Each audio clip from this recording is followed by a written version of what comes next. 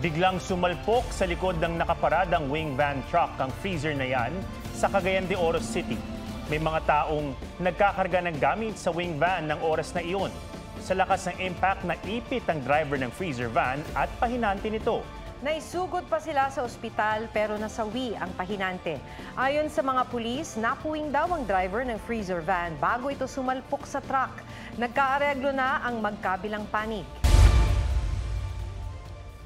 Tumatawid ang motorsiklong yan sa isang intersection sa Daraga Albay nang bigla itong mabangga ng paparating na van.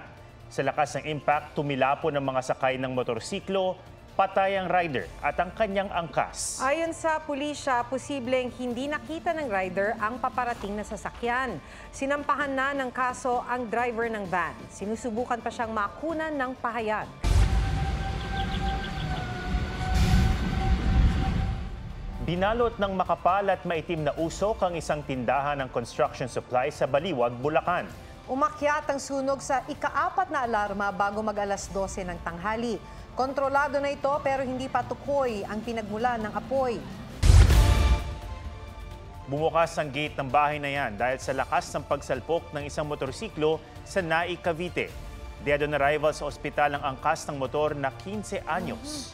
Critical naman ang rider na 17 anyos at nakainom umano. Nanalasa ang isang ipo-ipo sa bayan ng Alcala sa Cagayan. Kwento ng uploader, sinabayan ng kulog at kidlat ang malakas na hangin bago nabuo ang ipo-ipo. Nagtumbahan ang ilang puno. Bumuhos din ang malakas na ulan pagkatapos nitong manalasa. Wala namang naiulat na nasaktan.